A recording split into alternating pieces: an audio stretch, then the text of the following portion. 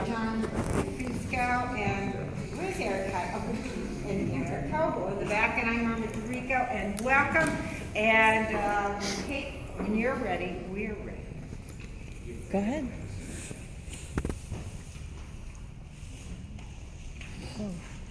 Oh, okay. Good.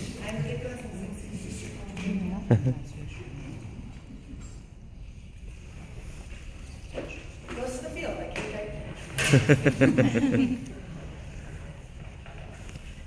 Davis, a 27-year-old, played by Theodore.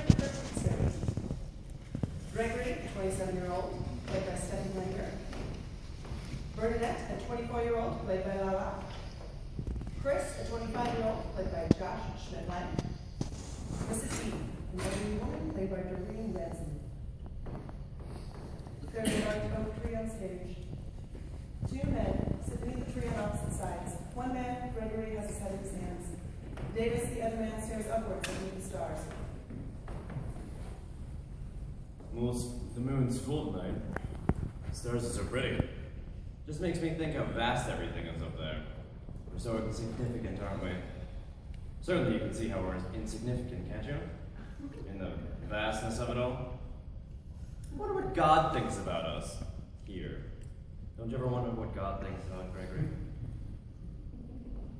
Gregory? What? I asked if you ever think about God. I don't imagine he's merciful, if that's what you're asking. No, I didn't want to know about that. I just wonder, you think he's there and what he's like? Can't imagine he's too happy with us, now can I? Two people enter. Bernadette has a camera. Chris holds a bizarre piece of equipment that is ridiculous looking, blinks at random, and is called the calibrator. The calibrator is blinking faster. This must be where they are. Their energy is here, right here, in this area. So exciting. Let's try and catch an EVP. Not just yet, Bernadette. Why not? A recording may interfere with the calibrator's findings. Yeah, heaven forbid that thing never blink again. This is the most important piece of equipment I've ever invested in. Do you know why? Because it blinks. None of our equipment blinks. No, smartass. It's because it gauges the energy around paranormal activity. But you go ahead and see what you can get with your recorder. Here, this is where Mrs. E told us to start, right here at the edge of these tree branches. And since she's the only one in this old town who still remembers anything about the event, I say, let's record right about here. She starts the recorder. Gregory, can you hear us? Mr. Gregory Patterson? How about you, sir? Mr. Davis Cooper? Are you here with us? Just like these idiots, always trying to get you to talk, and really you just prefer to be left alone with your thoughts. Are you here with us, Gregory? Mr. Cooper, are you here with us? There's no need for that bad attitude, Gregory. They're just having some fun, it sounds like to me. Not that you know anything about fun. The two investigators begin to wander around the stage. Shh. I think I heard something. Did you see that? I knew plenty about having fun. Don't let these people bother you. It's good to have a little company, isn't it? Especially women. Not really, no. Your problem, Gregory, was that you never understood women. Davis begins to walk around Bernadette. See, females are very frail creatures, and they'll only engage you if you make them. You have to demand it of them. Davis tries to grab Bernadette's hair, but it slips through his fingers. And if you hated this, you'd also notice that they're delightful, sensuous, and delicious things deep down. They crave nothing else but a man's power. He continues trying to molest her. Oh, God. Looks like you certainly have a way with women. It's just not my type. Bernadette, it's blinking off the chain over here. You gotta see this. It's wild. It's like they're here with me. Right here. It's as though I can feel them. Their energies right here. Bernadette rushes over to Chris. Oh, Chris, I think I can feel them. Shh. Be quiet. And step back. You're disrupting the energy. Yes, Gregory, step back. You're disrupting the energy. Oh, I'm not taking credit here. You're the one who tried molesting her. You can't blame a fella for trying. If I remember correctly, Chris, in the interview with C, she did say that it happened by the oak tree. That's not exactly what she said. Mrs. E enters with a cane, stage left. Actually, it is exactly. Oh, Bernadette, you never remember anything people say. You need to start listening more closely. You can be so dense sometimes. And, like I said, step back. Your energy is messing up the investigation. No, Chris. I have to agree with Bernadette on this one. It's exactly what I said. Oh, Mrs. E. I thought you were going to stay in the car. And I thought you were going to help me out of the cars.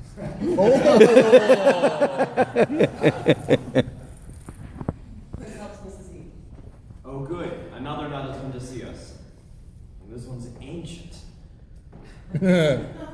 Oh no, I can walk by myself, thank you very much. And considering you don't remember anything I've told you, then I guess I'll have to repeat myself.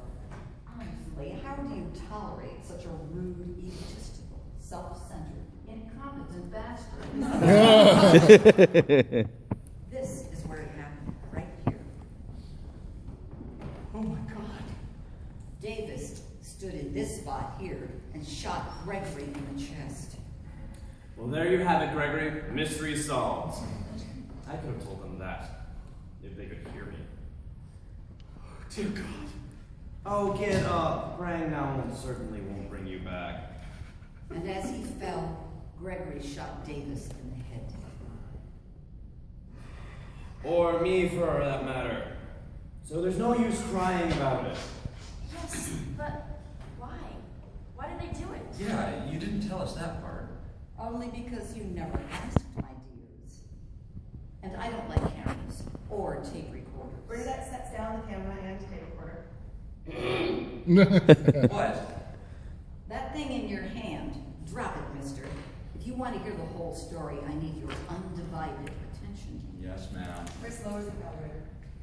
Gregory and Davis started out as friends, right here in Washburn. They rode horses together, went hiking, played football for the home team. They were inseparable. They decided to attend college together, become lawyers, and start their own practice. The town was young and prosperous then, and I suspect Gregory and Davis thought that they would be young and prosperous as well. We must not have been dead for that long if this old crone can remember us. You made the history books, huh? Gregory? Gregory? About 6 months after starting their law practice here in town, that's when Gregory met me. What? I was taking care of a sick aunt about 7 blocks from here on Elmwood Avenue. No, it can't be. We were so young then. I was only 20, and he was 25. I could never forget that face. I don't see how you couldn't, Gregory. She's all wrinkled and disgusting. He almost ran me over with his Buick. I was out buying fabric for my aunt's furniture when he nearly squashed me. I dropped everything and fell to the ground, and he hit a lamppost about 4 feet from where I stood. He looked a mess when he jumped from the car. He was so terrified. Terrified I was going to sue him. Yes, I was. I would have sued him. I like this kid. He's sharp. But I couldn't sue him. He picked up all the fabric I dropped, and he was so sweet and helpful, in a clumsy sort of way, of course. But he walked into my aunt's home, left his Buick right there in the middle of the road. It was my Buick. That night, he took me to a picture show. It was a feature with Harold Lloyd, I think. She And had he that had that wonderful laugh. You never took me to that flick. Now remember, this was the 20s, so booze was illegal, but you wouldn't know it. It was everywhere. We were having the time of our young lives. Oh, sure, going to see Harold Lloyd movies and whatnot. That is, until I met Davis. Davis was also handsome and ambitious. From the start, he didn't like me. He became our third wheel and insisted on going everywhere with us. Why, you little bitch. Why, you little bitch, he'd say. But only behind Gregory's back. So, why didn't you tell Gregory? I tried, but he wouldn't believe me. Now, you listen here. We worked hard at law practice. Built it from the ground up, and I was going to be damned if I let you take that away from him. And, well, just look at you. Times make you worse, hasn't it? Like a prune all dried up in the sun. You really dodged the bullet there, Greg. Well, you know what I mean. Finally,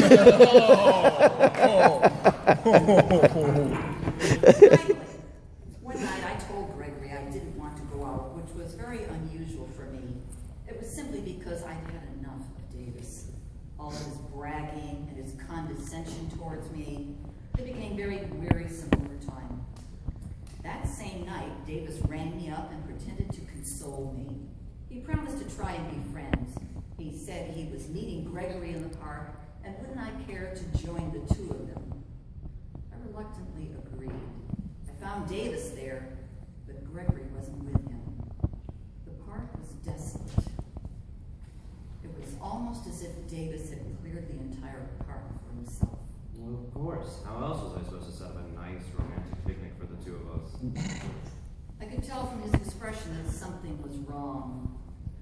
Something was very wrong. I began to run, but Davis chased me. Oh, here we are with the lies again. He was much faster and much, much bigger than me. Well, was a man, dear.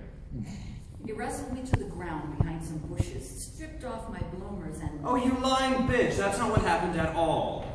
Oh, wait. Damn right, wait. I wasn't wearing any bloomers. This was the 1920s after all. I certainly wish I had had that night. Perhaps Davis wouldn't have... What? Well, he left me there when he was done, lying naked behind the bushes. I had bruises up and down my legs. The next day I told Gregory what happened, showed him the bruises beneath my dress. He was so angry, he demanded Davis meet him right here under this tree, around 2 o'clock in the afternoon. We didn't find their bodies until later that evening. The police said Gregory was shot first, but that both were cold and dead by the time they found them. They bled out completely throughout the day. That's terrible. Davis wanders back to the side of the tree and sits down again. I've had many, many years to get over it, but it does still pain me. Gregory walks over to Davis' side of the tree. Get up. What? I said get up, you bastard. We ought to finish what we started. We already did, you moron. Gregory grabs Davis by the collar and pulls him to his feet. The equipment starts to go crazy as Gregory punches Davis. They wrestle. Look, something is happening with the equipment. It's going crazy. Chris grabs the camera from Bernadette and begins filming. Davis, are you there? Oh, you stupid whore. Yes, I'm here. And why did you shoot Gregory, Davis? The police report said that you shot first. Yes, and I do it again, that son of a bitch. Gregory finally pins Davis to the ground. Why? Because I loved you. The entire time, I loved you. The calibrator stops blinking. Gregory gets off of Davis. Me?